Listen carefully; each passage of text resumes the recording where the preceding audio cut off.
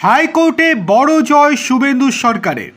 সরকারি হাসপাতালে ভর্তি থাকা রোগীদের জন্য খাবারের বরাদ্দ বাড়ানোর যে সিদ্ধান্ত রাজ্য সরকার নিয়েছিল তাতে বড়সড় স্বস্তি মিলল রাজ্যের।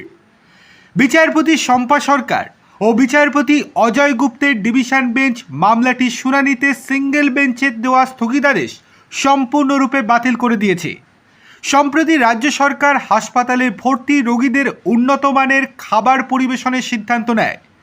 এর অংশ হিসেবে মাথাপিছু আগের নির্ধারিত 57 টাকার খাবার বরাদ্দ বাড়িয়ে 112 টাকা করার প্রাইস চার্ট ঘোষণা করা হয়েছিল।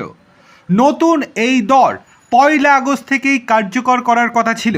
তবে এই সিদ্ধান্তের বিরুদ্ধে হাইকোর্টে সিঙ্গেল বেঞ্চে মামলা দায়ের করে একাধিক সরবরাহকারী সংস্থা।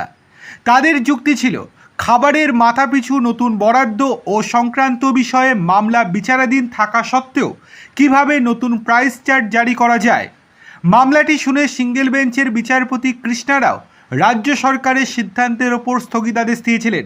সিঙ্গেল বেঞ্চের এই নির্দেশকে চ্যালেঞ্জ করে ডিভিশন বেঞ্চের দ্বারস্থ হয় রাজ্য। এই দিনের শুনানিতে বিচারপতি শম্পা সরকার প্রশ্ন করেছে, শেষ কয়েক বছরে রাজ্যে নিত্য প্রয়োজনীয় সমস্ত জিনিসের দাম বেড়েছে, সেই বিষয়ে দ্বিমত নেই। তবে এই আইনি জটিলতার কারণে সরকার জনস্বার্থে নতুন সিদ্ধান্ত নিতে না পারলে তা কিভাবে চলবে। সমস্ত দিক বিবেচনা করে সিঙ্গেল বেঞ্চের নির্দেশ খারিজ করে দেয় বেঞ্চ। ফলে পূর্ব ঘোষিত 1 আগস্ট থেকেই বর্ধিত খরচে খাবার সরবরাহ করতে রাজ্যের আর কোনো আইনি বাধায় রইল না। মামলাটির প্রেক্ষাপট কি? মামলাটি সরকারি হাসপাতালে ভর্তি রোগীদের রান্না করা খাবার সরবরাহের টেন্ডার নিয়ে।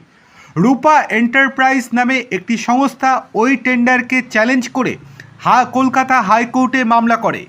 ওই সংস্থার বক্তব্য ছিল, গত 10ই এপ্রিল কলকাতা হাইকোর্টের নির্দেশ ছিল সরকারি হাসপাতালের রোগীদের খাবারের মূল্য নির্ধারণের জন্য একটি বোর্ড বেসড কমিটি গঠন করতে হবে। ওই কমিটি খাবারের রেট চার্ট তৈরি করবে, তারপর সেই রেট চার্টের ভিত্তিতেই নতুন টেন্ডার প্রকাশ করতে হবে। ওই পুরো বিষয়টি নিয়ে রিপোর্ট আদালতে জমা দেওয়ার কথা ছিল, কিন্তু রাজ্য আদালতে কোনো রিপোর্ট জমা দেওয়ার আগেই নতুন টেন্ডার জারি করে। শুক্রবার সেই টেন্ডারের ওপর স্থগিতাদেশ জারি করে হাইকোর্ট। তার ভিত্তিতেই মামলা হয়েছিল।